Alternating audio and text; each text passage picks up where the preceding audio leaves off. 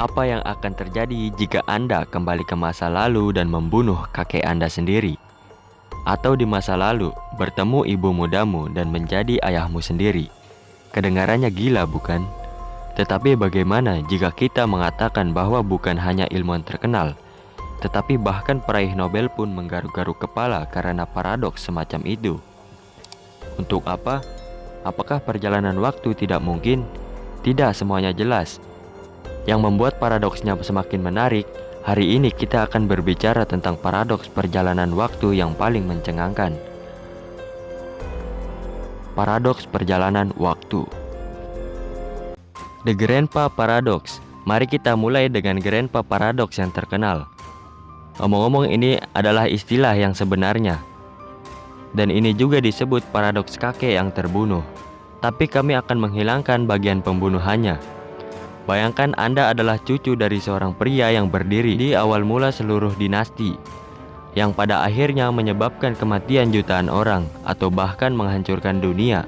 Setelah mendapat kesempatan unik untuk menggunakan mesin waktu, Anda pergi ke masa lalu dengan satu tujuan: melakukan apa saja untuk mencegah kakek nenek Anda bertemu dan mewariskan gen mereka ke generasi berikutnya. Anda berhak berpikir bahwa dengan cara ini Anda akan menghilangkan seluruh garis keturunan keluarga, dan dunia akan menjadi tempat yang lebih baik. Alasan paradoksnya jelas. Pada kasus ini Anda tidak akan dilahirkan, tetapi Anda telah dilahirkan karena inilah Anda. Baik orang biasa maupun pemikir hebat telah mencoba memecahkan paradoks ini. Ini pada dasarnya bermuara pada fakta bahwa setiap kali Anda mencoba mengubah arah, sejarah akan tetap mengikuti jalan yang sama, dengan hanya sedikit variasi. Jadi misalnya, para ilmuwan menggambarkan salah satu skenario paradoks kakek.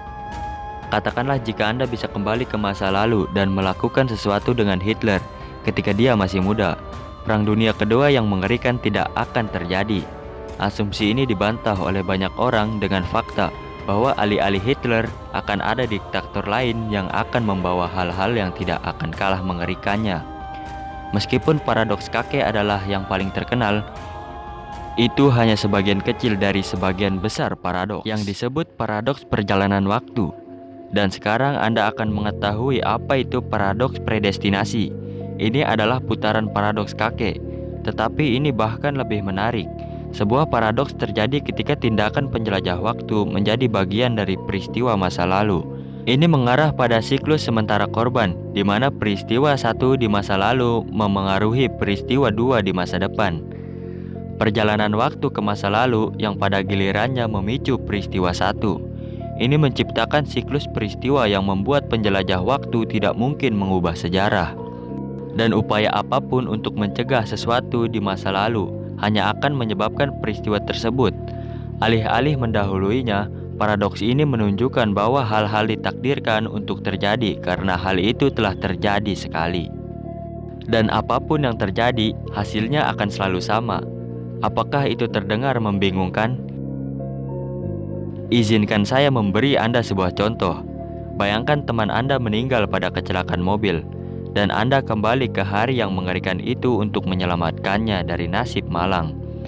Anda bergegas ke lokasi kecelakaan mobil hanya untuk menyadari bahwa Anda menabrak beberapa pejalan kaki secara tidak sengaja.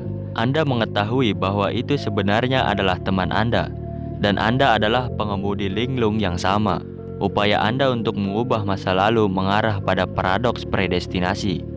Skenario peristiwa yang Anda alami sudah dibangun ke dalam visi umum tentang realitas, dan dengan mencoba mengubah masa lalu, Anda hanya akan menyelesaikan peran Anda dalam mewujudkan suatu peristiwa dalam sejarah tanpa mengubahnya. Paradoks ini menyiratkan tidak hanya peran langsung Anda, misalnya peran pengemudi itu. Predestinasi muncul dari fakta Anda melakukan perjalanan ke masa lalu. Ini jelas terlihat di film Time Machine tahun 2002. Dr. Alexander Hartogen menyaksikan tunangannya dibunuh oleh seorang perampok. Episode tragis ini mendorongnya untuk membuat mesin waktu untuk kembali ke masa lalu dan menyelamatkannya dari kematian. Namun upaya selanjutnya untuk memperbaiki keadaan membawa dokter ke kesimpulan yang menyedihkan. Saya bisa kembali 1000 kali dan melihatnya mati 1000 cara. Setelah melakukan perjalanan berabad-abad ke masa depan untuk mencari tahu apakah masalah ini akan terpecahkan, Hartogen mendengar kata-kata ini dari makhluk mistis. Anda membangun mesin waktu Anda karena kematian Emma. Jika dia hidup, itu tidak akan pernah ada. Jadi bagaimana Anda bisa menggunakan mesin Anda untuk kembali dan menyelamatkannya? Anda adalah hasil yang tak terhindarkan dari tragedi Anda. Paradok Bootstraps sebelumnya mengilustrasikan peristiwa masa lalu yang tidak dapat diubah. Sekarang kami akan menjelaskan skenario serupa, tetapi dengan umpan balik yang disebut Bootstrap Paradox. Ini adalah paradoks di mana objek, seseorang, benda mati, atau informasi yang dikirim kembali ke masa lalu, menciptakan putaran tanpa akhir. Dalam siklus ini, objek tertentu tidak memiliki asal yang jelas dan dapat dilacak. Tidak jelas dari mana asalnya. Ini karena peristiwa masa lalu yang diubah mulai memengaruhi objek pada waktu awal. Dengan demikian, asal-usulnya tampak kabur antara dua momen dalam sejarah ini. Bayangkan Anda adalah penjelajah waktu berusia 20 tahun. Anda melakukan perjalanan 21 tahun ke masa lalu. Temui seorang gadis dan mulailah melakukan hubungan dengannya. Setelah beberapa bulan, Anda kembali ke waktu Anda dan tidak curiga bahwa Anda telah menghamili gadis itu. Anaknya di masanya tumbuh menjadi penjelajah waktu berusia 20 tahun yang kembali ke 21 tahun lalu. Dan seterusnya. Paradoks berulang kali muncul dalam sastra dan bioskop. Pada tahun 1959, penulis fiksi ilmiah Amerika, Robert Heinlein, menulis cerita pendek klasiknya, You Are All Zombies, mengenai hal ini, dan berkat Terminator, dua generasi telah mengetahui paradoks ini. Peristiwa ini juga dikenal sebagai paradoks ontologis.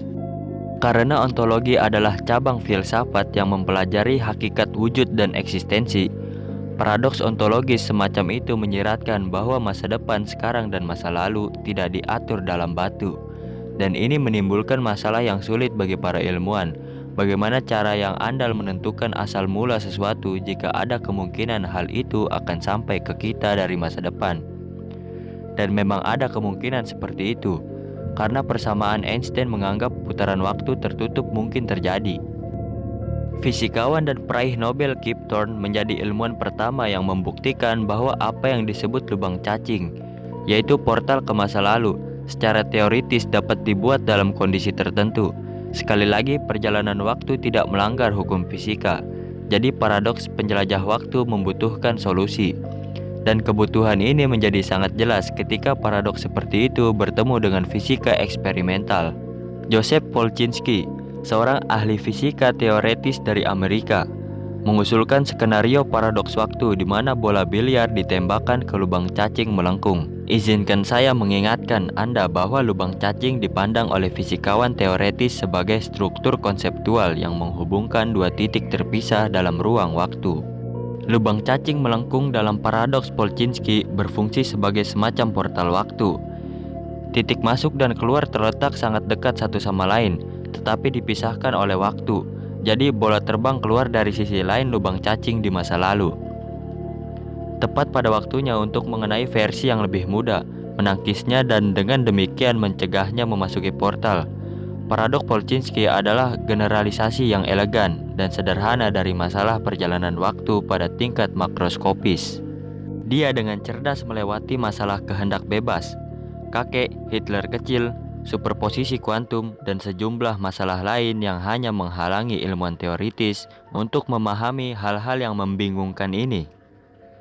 Idenya didasarkan pada hukum gerak, tidak mengacu pada spekulasi goyah, dan karena itu merupakan cara terbaik untuk mempelajari paradoks waktu. Pertanyaannya adalah, bagaimana cara kerjanya? Dan apakah itu akan berhasil sama sekali? Dan jika tidak, mengapa tidak jika harus? Paradoks ini dianggap serius oleh fisikawan yang sangat terhormat. Misalnya Kip Thorne adalah seorang ilmuwan yang terkenal yang telah membahasnya secara detail dalam bukunya Black Holes and Time Distortions. Thorne adalah rekan lainnya menganalisis berbagai skenario percobaan ini. Dia tidak bisa melakukannya tanpa fisika kuantum. Untuk bagaimana melanjutkan tanpa itu? Jadi para ilmuwan sampai pada kesimpulan bahwa meskipun instalasi spekulatif Polchinski dapat memberikan hasil yang berbeda setiap saat, kemungkinan hasil non-paradoks cukup tinggi.